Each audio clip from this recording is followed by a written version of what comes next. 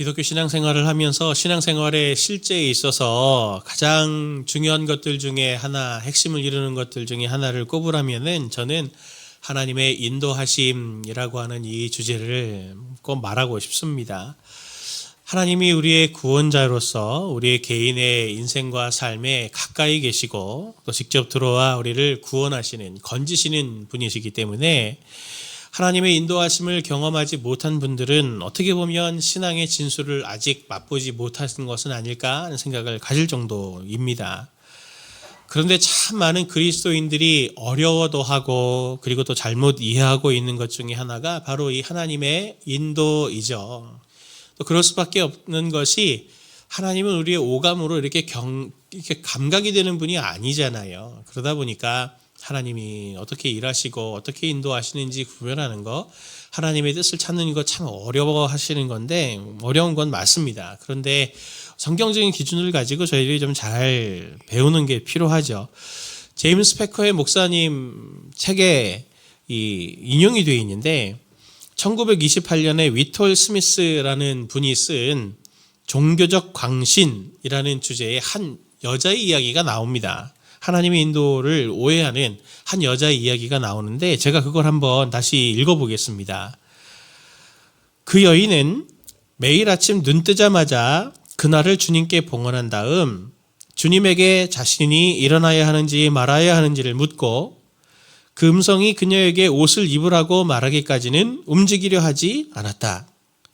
그녀는 각각의 옷가지들을 걸칠 때마다 주님에게 자기가 그것을 걸쳐야 하는지를 물어보았으며 종종 주님은 그녀에게 오른쪽 신발은 신고 왼쪽은 신지 말라고 말씀하시곤 했다. 때로 그녀는 양말 두 쪽을 다 신고 신발은 안 신어야 했으며 때로는 신발은 다 신고 스타킹은 안 신어야 했다. 그녀가 걸치는 모든 옷까지는 다 그런 식이었다. 하나님의 인도하심을 이렇게 생각하는 사람들이 있다는 거죠. 잘못된 예인 거죠. 아침에 딱 이 여자의 얘기를 들으면 아침에 눈을 딱 떴어요. 그러면 이제 기도하는 거죠. 주님, 오늘 하루를 시작하게 해주셔서 감사합니다. 제가 지금 일어나야 될까요? 좀 더 잘까요? 일어나라는 음성이 들기까지 기다리고 있는 거죠. 이렇게. 그리고 또 일어났어요. 양말을 신을까요? 말까요? 이런 거 물어보고 있는 거죠. 음성이 들리기까지 가만히 있고, 그러다 보니까 어떤 때는 양말을 신고 오는 날도 있고 신발 안 신는 날도 있고 뭐 이런 거다. 지금 그렇게 얘기를 하는데 웃기죠? 예. 그런데 실제로 제가 목사로 보면은 이런 식으로 하나님의 인도하심을 받으려고 하는 분들이 의외로 꽤 있습니다. 옛날부터도 있었고. 뭐 예를 들면 이런 거죠. 이 집을 팔고 저 집을 사야 하나? 하나님, 이 집을 팔고 저 집을 사야 합니까? 내가 이 남자와 연애를 해야 됩니까? 안 해야 됩니까? 이 여자랑 결혼을 해야 됩니까? 안 해야 됩니까? 또는 이 직장에 이력서를 넣을까요? 저 직장에 이력서를 넣을까요? 오라고 하는데 이 직장 양쪽에서 다 오라고 그랬단 말이죠. 이 직장을 가야 할까요? 저 직장을 가야 할까요? 이렇게 하나님의 뜻을 또 묻는 분들이 의외로 있어요. 뭐 이런 디테일한 부분들은 다음 주에 한 번 더 제가 더 말씀을 드리려고 하지만 삶의 결정과 비중이 다를 뿐이지 앞에 있었던 그 책에 나오는 여인과 이런 고민들을 하면서 하나님의 뜻을 막 묻는 그런 분들의 이 방식은 똑같습니다. 마치 신문에서 오늘의 운세를 쫙 펼치고 사주라 그러죠. 자기의 출생과 시간까지 해서 그 사주라 그래서 그걸 찾아가지고 어떤 사람들이 또 오늘은 내 운세는 동쪽에서 귀인이 온다더라. 그러니 나는 오늘 영업을 저 동쪽에 있는 지역의 지점으로 가보자. 막 이렇게 하시는 분들랑 비슷하게 성경책을 그냥 착 펼치셔가지고 오늘 주님이 저에게 무슨 말씀을 하시는지 제가 순종하겠습니다. 성경책을 찾으려고 하는, 그리고 그런 방식으로 기도하며 순종하시려고 하는 분들도 의외로 많이 있습니다. 많은 분들이 신앙생활하면서 하나님의 이런 인도하심을 오해하는 분들이 많은데 이 주제는 굉장히 큰 주제이기 때문에 뭐 여러 번 말씀을 전해야 되지만 오늘은 출애굽기 말씀을 통해서 이스라엘이 이제 광야로 하나님의 인도를 받아 가나안 땅으로 가는 여정 속에, 인도 속에 있는 거잖아요. 이 이야기들을 통해서 하나님의 인도하심의 가장 근본적인 원리, 그리고 지혜들을 얻는 시간들을 저희들이 오늘 가지려고 합니다. 하나님은 나를 어떻게 인도하실까? 첫 번째로는 하나님은 나를 가장 잘 알고 인도하신다고 하는 것을 마음에 새기셨으면 좋겠습니다. 하나님은 성도님들을 잘 아세요. 하나님을 알아가면 알아갈수록 하나님은 참으로 나를 잘 아시고 나보다 나를 더 잘 아시고 참 섬세하신 분이다라고 하는 것들을 발견하게 되는데, 오늘 말씀에도 그런 면모가 보이게 되죠. 이스라엘이 이집트에서 10가지 재앙을 통해서 이제 출애굽을 하게 되는데, 애굽을 탈출하게 되는데, 하나님이 이스라엘을 굉장히 이상한 경로로 인도하십니다. 출애굽기 13장 오늘 18절 말씀을 보면은, 그래서 하나님은 이 백성을 홍해라고 하는 광야 길로 돌아가게 하셨다. 돌아가게 하셨다. 그렇게 말하고 있습니다. 지도를 제가 준비했는데 한번 지도를 보여주십시오. 출발점을 보면은 왼쪽이 이제 이스라엘이 살던 람셋 지역이고요. 오른쪽 저 위에 있는 이렇게 경사선 올라가는 저쪽이 이스라엘 땅이잖아요.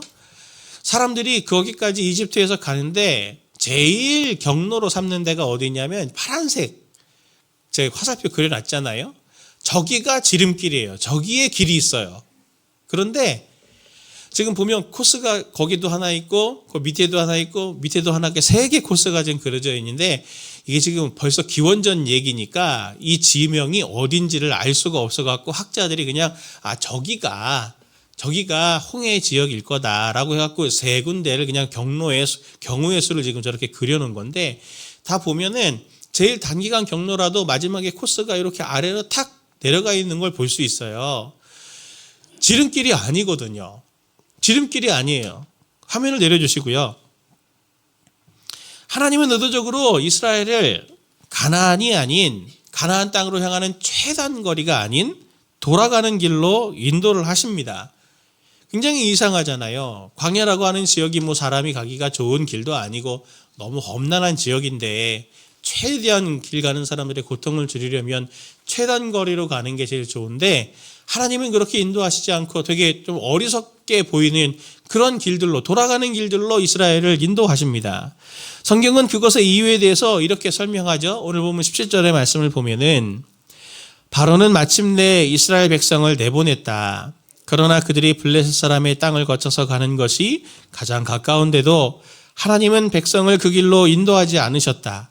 그것은 하나님이 이 백성이 전쟁을 하게 되면 마음을 바꾸어서 이집트로 되돌아가지나 않을까 하고 염려하셨기 때문이다. 하나님이 그들을 돌아가게 하시는 일들은 블레셋과 전쟁을 하게 되면 이들이 이집트로 돌아가자고 분명히 얘기할 거야라는 것을 아셨기 때문에 돌아가는 길로 인도하셨다. 이렇게 말하고 있습니다. 우리가 성경에서 블레셋을 보면은 이스라엘과 거의 뭐 원수 같은 지간으로 우리가 그렇게 성경에 등장을 하는데, 처음부터 그랬던 것은 아니거든요.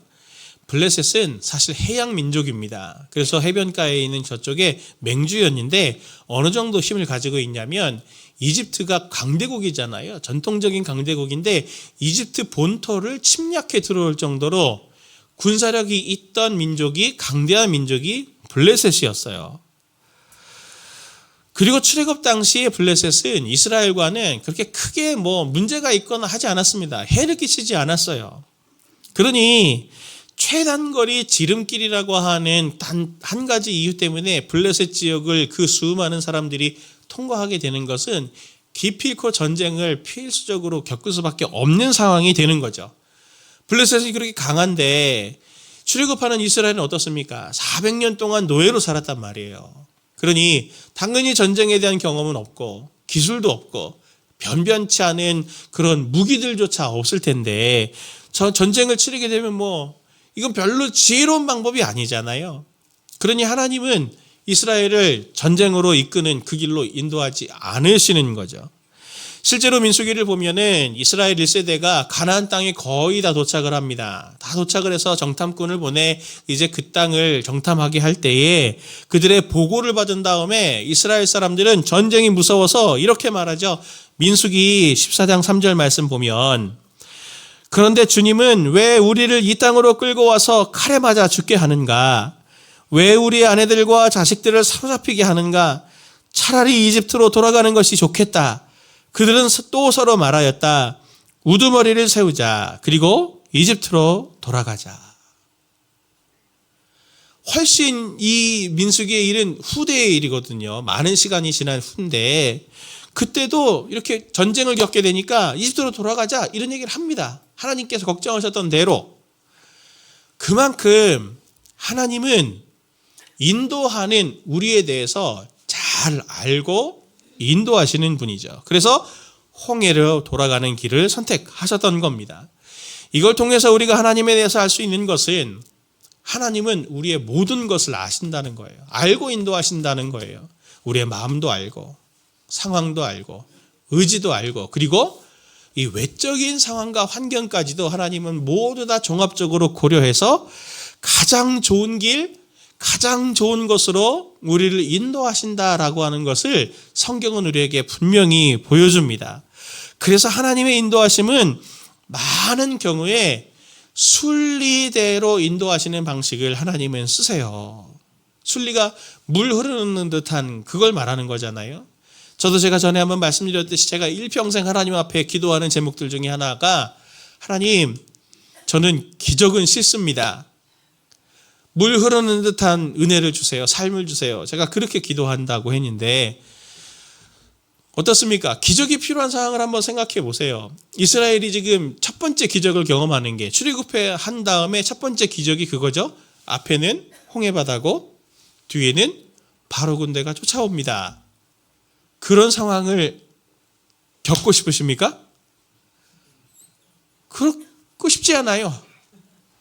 그런 고난을 일부러 겪고 싶은 분들은 아무도 없어요. 그런데 어떻게 성도님 생각하냐면 기적을 한번 꼭 경험하고 싶어 하시죠. 그렇지 않나요? 내 삶이 부인할 수 없는 하나님의 일하심을 한번 경험하고 싶다. 그 얘기는 진짜 극한 환난을 내가 한번 통과하겠다는 말과 같은 말입니다. 저는 성도님들을 놓고 기도할 때도 그렇게 기도하고 싶지 않아요. 하나님 우리 성도님들에게도 물 흐르는 듯한 은혜를 주세요. 그런데 실제로 성도님들의 삶에 그런 기적이 하나님 한 번쯤은 한번 이렇게 좀 익사이팅한 경험이 신앙생활하면서 한번 있어야 되는 거 아닙니까?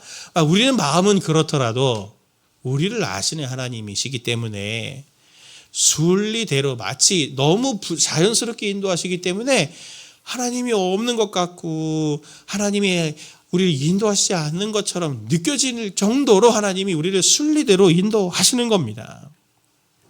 하나님은 기적을 일으키실 수 있는 하나님이시지만 그런 기적은 우리에게 없는 것이 더 복된 삶입니다.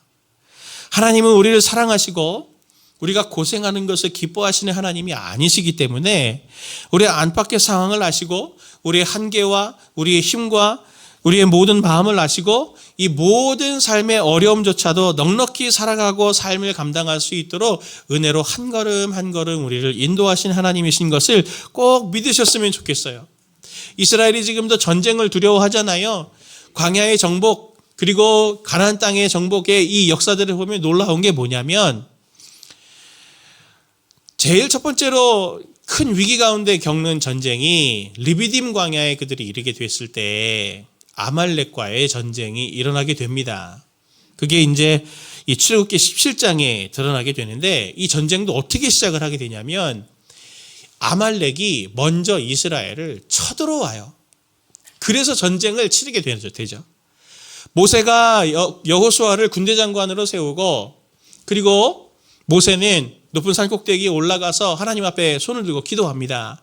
근데 모세의 손이 올라가면 이스라엘이 이기고 손이 내려오면은 아말렉이 이기니 아론과 훌이 모세의 손 한쪽을 잡고 손이 내려오지 않도록 붙들어주죠.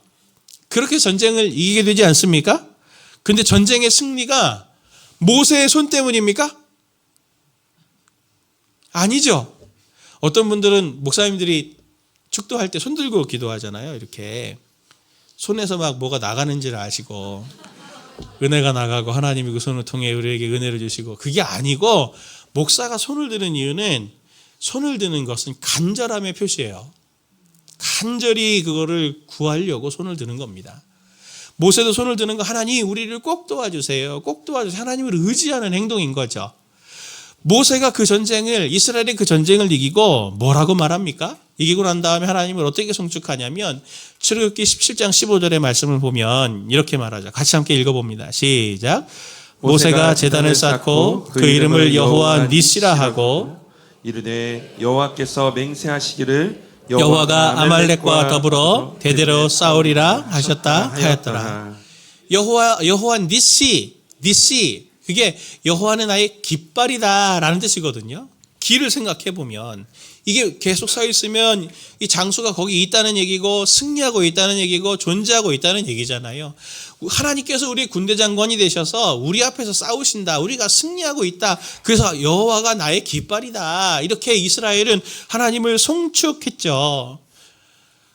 하나님은 이처럼 어떤 상황이 되더라도 우리를 아시기 때문에 우리가 알지도 못하고 깨닫지도 못하고 무엇을 기도해야 될지도 모르는 때에, 그리고 어떤 일들이 생겨서 이렇게 전쟁을 치러야 되는 상황이 불가피하게 있더라도 하나님은 우리를 잘 아셔서 가장 좋은 길로 인도해 주시고 도와주시는 하나님이시다라고 하는 것을 성도님들이 꼭 믿으시기를 예수님의 이름으로 축원을 드립니다. 두 번째로 하나님이 나를 어떻게 인도하시냐면은 나를 인격적으로 대하십니다. 우리를 인격적으로 대해 주세요. 이스라엘이 굉장히 이상했겠죠. 지름길이 있는데 왜 돌아가게 하셨을까? 인도받는 이스라엘 입장에서는 물음표가 정말 많이 생겼을 거예요. 그런데 그런 일들이 오늘 우리 가운데도 있지 않습니까? 이 하나님이 인도하심이 맞는가? 하나님이 인도하신다면 왜 내 삶에 이런 일이 일어나는가? 라는 그런 생각들을 할 수밖에 없는 이유는 하나님의 생각과 우리의 생각이 많이 다르기 때문입니다. 그건 창조주와 피조물 사이에 가지고 있는 이 갭 때문인 거죠. 하나님이 이스라엘을 그렇게 다르게 인도하실 때에 하나님은 뭐라고 말씀을 하시냐면 이렇게 말씀하십니다. 출애굽기 14장 1절부터 4절 말씀을 같이 함께 보겠습니다. 시작. 주님께서 모세에게 말씀하셨다. 너는 이스라엘 자손에게 말하여 오던 길로 되돌아가서 믹돌과 바다 사이 비하유롯 앞 곧 바알스본 맞은쪽 바닷가에 장막을 치라고 하여라. 그러면 바로는 이스라엘 자손이 막막한 광야에 갇혀서 아직 이 땅을 헤매고 있을 것이라고 생각할 것이다. 내가 바로의 고집을 꺾지 않고 그대로 둘 터이니 그가 너희를 뒤쫓아올 것이다. 그러나 나는 바로와 그 군대를 물리침으로써 나의 영광을 드러낼 것이니 이집트 사람들이 이것을 보고서 내가 주님임을 알게 될 것이다. 이스라엘 자손은 모세가 시키는 대로 하였다. 아멘. 오늘 하나님께서 그들을 인도하실 때 보면 굉장히 치밀하시죠. 계획이 있습니다. 뭐냐면 오늘 3절 말씀 보면 그렇게 돌아가면 바로가 이스라엘 자손이 막막한 광야에 갇혀서 이 땅을 헤매고 있을 것이라고 착각할 거다. 그 착각을 통해서 이스라엘이 승리하고 이집트를 내가 징벌해서 내가 하나님인 걸 알게 하겠다. 하나님은 계획이 있으셨던 거죠. 다 계획이 있습니다. 하나님이 이사야를 통해서 말씀하신 적이 있죠. 이것을 이사야서 55장 7절부터 9절 말씀을 보면 악한 자는 그 길을 버리고 불의한 자는 그 생각을 버리고 주님께 돌아오너라. 주님께서 그에게 긍휼을 베푸실 것이다. 우리 하나님께로 돌아오너라. 주님께서 너그럽게 용서하여 주실 것이다. 나의 생각은 너희의 생각과 다르며 너희의 길은 나의 길과 다르다. 주님께서 하신 말씀이다. 하늘이 땅보다 높듯이 나의 길은 너희의 길보다 높으며 나의 생각은 너희의 생각보다 높다. 하나님을 우리를 인도하실 때 때로 우리가 하나님같이 전능하지도 않고 전지하지도 않고 또 한계가 있기 때문에 창조주와 우리 사이에 생각의 갭이 있어요. 판단의 갭이 있고 그리고 또 대안의 갭도 정보의 갭도 분명히 있게 되겠죠. 그런데 하나님은 우리가 생각했던 것보다 훨씬 특별한 계획을 가지고 우리들을 인도하시고 그리고 우리의 삶의 상황이 다른 것만큼 똑같이 우리를 인도하지 않으시고 우리를 선하고 하나님은 온전하시고 인자하시고 가장 잘 나를 아시는 하나님의 인도하는 길 따라서 우리를 세심하게 하나님은 인도해 가세요. 그러다 보니까 사람들의 얼굴이 다른 것처럼 똑같은 것이 하나도 없는 것처럼 각 사람을 인도하시는 방식, 삶의 자리에서 하나님께서 그 사람을 이끄시고 결정하게 하시는, 이끌어 가시는 그런 대안들이 모두 다 다른 것일 뿐입니다. 세상에서 보는 것처럼 그리스도인들은 이래야 돼, 뭐 학생은 이래야 돼, 직장인은 이래야 돼 라는 목표를 딱 정해두고 이미지를 그려두고 막 우리를 몰아쳐서 거기에 강제로 막 비인격적으로 맞춰시는 하나님이 아니라 각 사람에게 두신 뜻이 다르고 또 그것을 이루어 가시는 방식과 그 사람이 갖고 있는 힘과 상황과 이 모든 것들이 다르기 때문에 세심하게 하나님은 차원 높은 수준으로 우리를 한 걸음 한 걸음 인도하시는 하나님이시라고 하는 것을 우리는 볼 수 있습니다. 그래서 성도님들이 다른 사람들과 자기 자신을 비교하면 안 되는 거예요.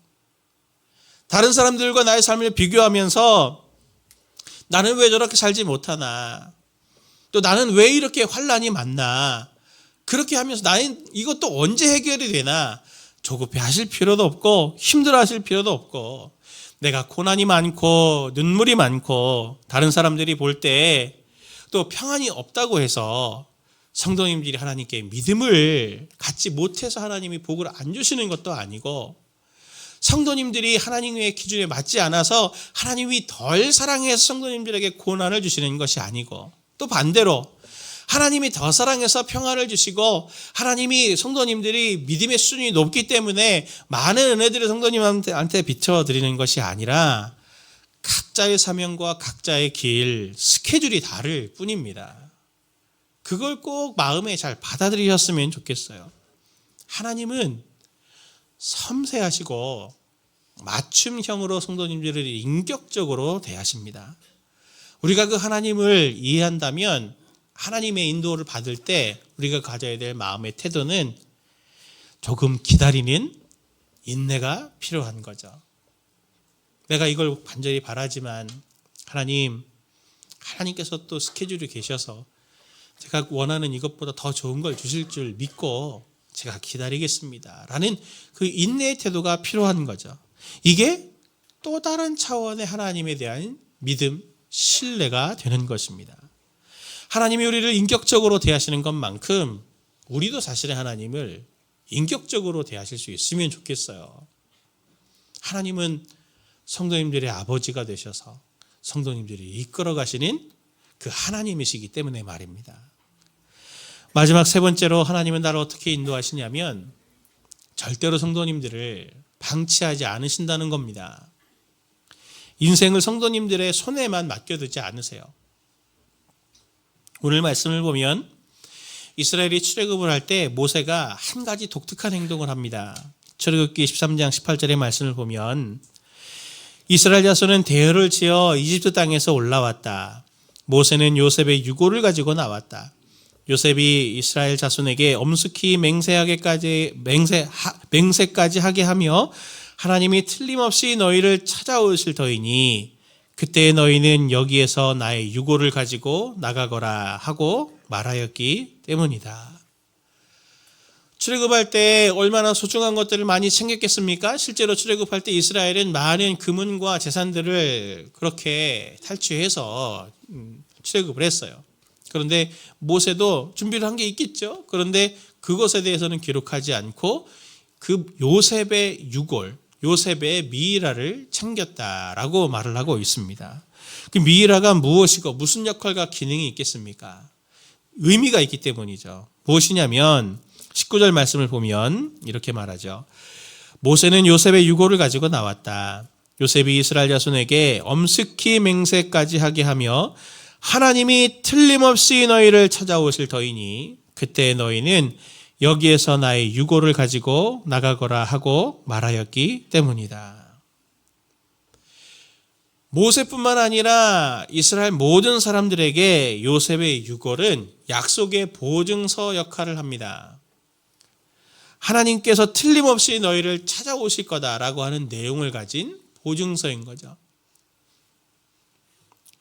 성도님들, 그런 경험 있으시면 안 되는데 아마 다들 한 번씩 경험해 보셨을 것이 침체나 영적인 침체나 또는 번아웃 같은 것들을 겪어보신 분들은 아마 느껴보셨겠지만 제일 힘들고 어려운 것들 중에 하나가 뭐냐면 우울하고 마음이 힘들고 이런 것들보다 정말 두려운 것은 딱 침체와 번아웃을 겪을 때 이렇게 나락으로 정말 떨어지는 것 같거든요. 낭떠러지처럼 이렇게 막 밑으로 내려가는 느낌이 드는데 그것보다 더 두려운 게 뭐냐면 바닥이 없이 내려가는 걸 느낄 때 내가 이게 언제 끝나지? 그걸 경험하게 될 때 진짜 두려워집니다. 막 내려가고 있는데 마치 물에 빠진 것 같아서 수영장이나 바다 같은 데서 한번 수영해 보신 분들은 아시겠지만 딱 힘들어 갖고 이게 숨 쉬고 싶은데 힘이 떨어져 가지고 이제 물 밑으로 딱 들어갈 때 그때 바닥이 딱 있으면 그 바닥을 탁 차고 올라와서 숨을 한번 탁 쉴 수 있을 것 같은데 바닥이 없이 쭉 빠져 들어가 보는 경험은 저는 해보니까 진짜 무섭더라고요. 그게 모세가 챙긴 요셉의 유골이 그 바닥 역할을 하는 거죠. 절망과 위기와 두려움 속에서 안전망, 위기의 바닥 같은 역할을 하게 되는 겁니다. 이스라엘 400년의 노예 생활을 하면서 그들의 모든 눈물과 이 생활이 언제 끝나는 거야? 우리가 과연 진짜 여기에서 벗어날 수 있을까? 우리는 언제까지 이렇게 비참하게 살아야 되는 거야? 라고 생각했을 때 그런 두려운 마음이 들었을 때 모세의 유골을 바라보면서 하나님이 너희를 찾아오실 거야. 하나님이 우리를 찾아오신다고 했지. 이 노예 생활이 곧 끝날 거야. 언젠가는 하나님께서 분명히 끝나게 해주실 거야 라고 하는 것들을 소망 삼아서 오늘 하루하루를 버텨낼 수 있는 힘을 이스라엘이 갖게 된 거 아닙니까? 성도님들은 어떠세요? 하나님이 성도님들에게 그런 위기의 안전망, 모세의 유골 같은 것들을 주신 걸 잘 가지고 계십니까? 하나님은 이스라엘이 고통스러운 그 노예 생활을 할 걸 아셨기 때문에 미리 인도하셔서 요셉의 유골을 하나님이 그들에게 선물처럼 주신 거죠. 성도님들은 영적인 침체를 겪고 삶의 눈물과 고통에 절망을 느낄 때 성도님들은 무엇을 안전망 삼아서 다시 그 영적인 침체 또는 우울감, 두려움, 염려 그것을 탈출하실 수 있는 이 바닥을 하나님은 성도님들에게 안 주셨나요?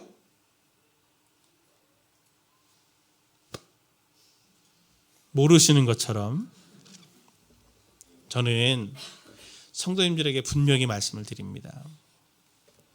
하나님은 우리에게도 이 위기의 안전망 같은 요셉의 유골 같은 그것을 우리에게 주셨는데 그게 바로 예수님의 십자가 아닙니까?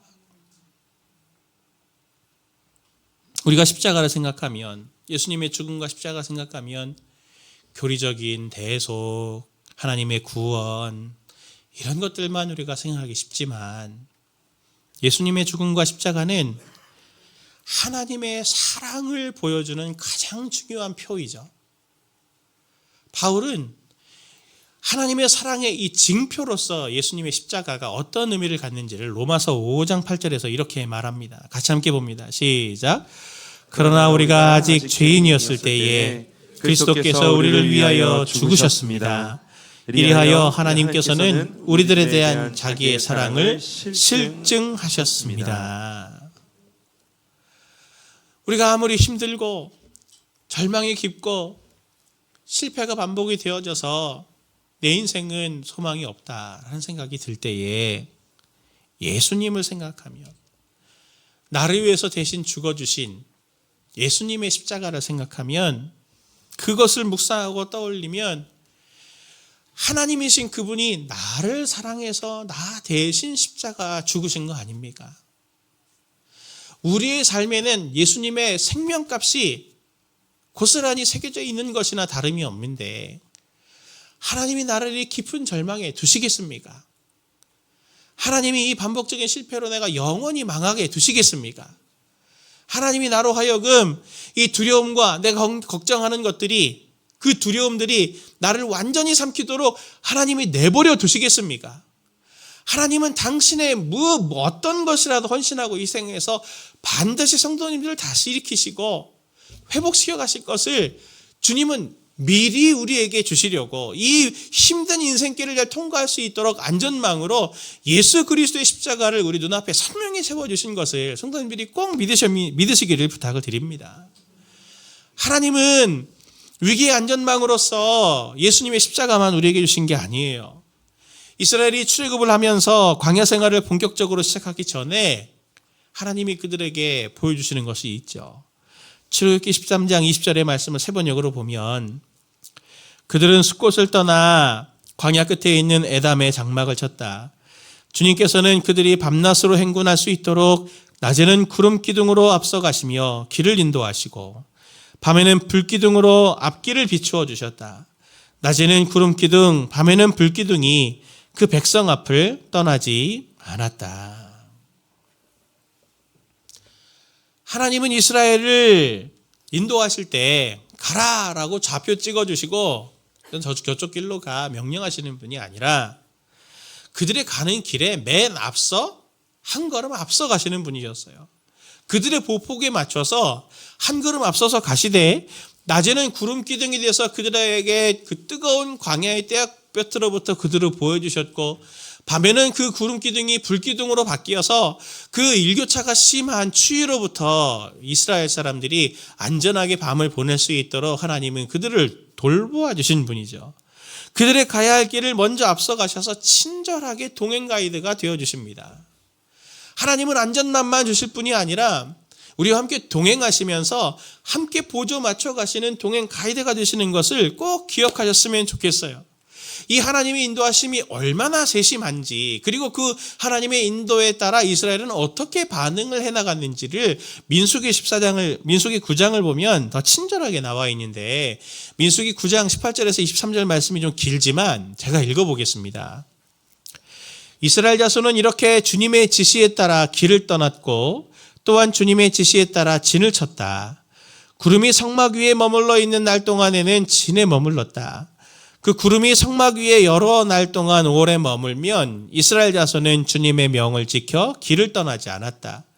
구름이 성막 위에 며칠만 머무를 때도 있었다.